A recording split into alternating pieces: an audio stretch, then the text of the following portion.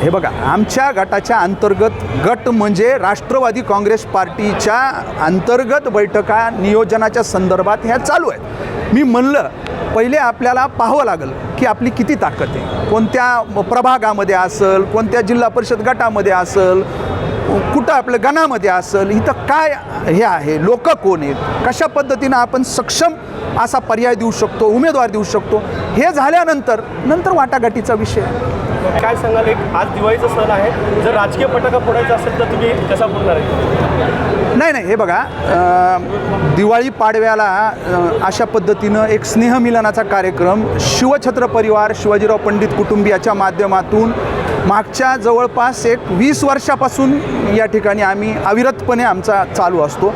आणि हा कार्यक्रम जो काही आहे, राजकारणाच्या पलीकडं कुठंतरी एक आपले संबंध असतात, राजकीय जोडे बाजूला ठेवून आपण एकत्रित येऊन एक एकोप्याचा आणि एक समाजामध्ये एक शांततेचा, एकोप्याचा आणि गुण्यागोविंदाने कुठंतरी आजची परिस्थिती हा अतिशय बिकट आहे, माणूस माणसात नाही अशा पद्धतीची परिस्थिती आहे. त्याच्यामुळं अशा कार्यक्रमाची ही काळाची गरज आहे. आणि त्या अनुषंगानं क्षीरसागर परिवार, आमचे परममित्र बीडचे आपले सन्माननीय आमदार संदीप भैया हे दरवर्षी या कार्यक्रमाला इथे येत असतात. त्याच्यामुळं त्याच्यामध्ये नवीन असं काही नाही, निवडणूक आल्यानंतरच अशा काही गोष्टी होतात अशातला काहीही भाग नाही.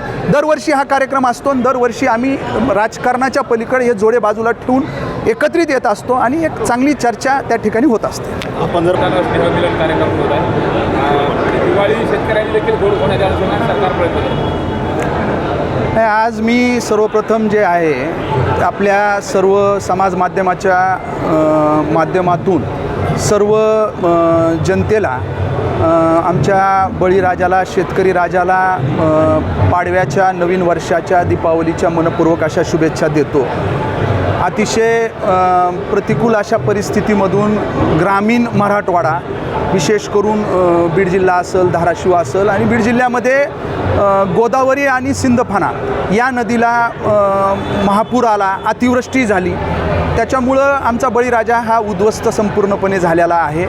अशा ह्याच्यामध्ये दिवाळीच्या तोंडावर महायुती सरकारनं मोठी जे काही आहे मदत, आर्थिक मदत त्या ठिकाणी केली आणि या दिवाळीच्या कालखंडामध्येच कसं त्या शेतकऱ्याला त्या ठिकाणी ती मदत थेट त्यांच्या अकाउंटवर पोचल याच्यासाठी तशी कारवाई त्या ठिकाणी चालू आहे. बऱ्यापैकी मदत ही पोचलेली आहे, झालेली आहे. सगळे पैसे जवळपास जमा झालेले आहेत. गेवराई तहसीलचा सगळा डाटा मी आजच घेतला, ती मदत जमा झालेली आहे. आणि निश्चितपणानं जे वाढीव आहे, मला वाटतं 2 हेक्टरपर्यंतच मदत आली. वाढीव 1 हेक्टरची जे काही आहे ती दिवाळी झाल्यानंतर ते सुद्धा राहिलेला जो काही शॉर्टफॉल आहे तो सुद्धा त्या ठिकाणी येईल आणि ते शेतकऱ्याला, बळीराजाला कुठंतरी आधारण दिलासा मिळेल. पालिका आणि जिल्हा परिषदेच्या निवडणूक आहेत, तशा पद्धतीने राजकीय आतिषबाजी बीड जिल्ह्याला पाहायला मिळेल. युतीची काही चर्चा आहे त्या संदर्भात? नाही, बघा,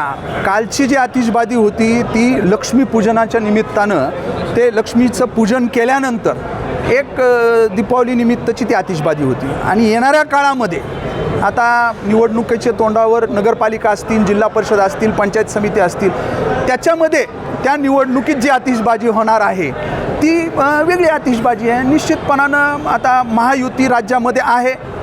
स्थानिक स्तरावर कशा पद्धतीनं समीकरणं ते जुळले जातात त्याच्यावर सगळ्या गोष्टी अवलंबून आहेत. इथून पुढं आम्ही आता त्या वाटाघाटी चालू आहेत. आमच्या पक्षामध्ये बीड असेल किंवा गेवराई असेल, संबंध जिल्ह्यामध्ये जे काही आहे आपापल्या पद्धतीनं ज्या त्या तालुक्यामध्ये, ज्या त्या भागामध्ये आपापले नेते आहेत राष्ट्रवादीचे, एकत्रित येऊन आपल्याला कसं राष्ट्रवादी काँग्रेस पार्टी घड्याळ या चिन्हावर निवडणूक लढून स्थानिक स्वराज्य संस्थेमध्ये चांगल्या पद्धतीचे निकाल येतील अशा पद्धतीनं आम्ही प्रयत्नशील असणार आहे. स्थानिक स्वराज्य संस्थांमध्ये महायुतीचे 3ही पक्ष मात्र बैठका घेत असताना वेगवेगळ्या पक्ष पद्धतीने घेतल्या जात आहेत. प्रत्येकाची बैठक वेगळी होते आणि प्रत्येकजण वेगळा सूर आळवताना दिसतो. हे बघा कसं आहे, महायुती सरकार राज्यामध्ये आहे.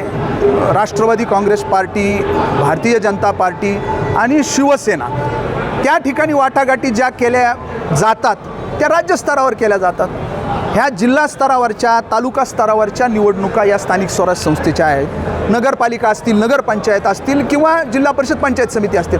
त्याच्यामुळं याच्या वाटाघाटी जे काही आहे जिल्हा स्तरावर तालुका स्तरावर होणार आहेत. आता आपापल्या पद्धतीनं आपण कुठं आहेत नेमकं हा अंदाज बांधणं, याचे सगळे आडाखडे जोडणं, लोक कोण कुठं आपला योग्य उमेदवार राहू शकतो, शेवटी आपलं वैयक्तिक पार्टीची काय ताकद आहे याचा विचार होणार, याचं नियोजन होणार, याच्या बैठका होणार आणि त्याच्यानंतर या महायुतीतील जे काही घटक पक्ष आहेत आमचे तिन्ही, याच्यामध्ये काय होतं का, होत असेल तर निश्चितपणानं होईल स्थानिक स्तरावर.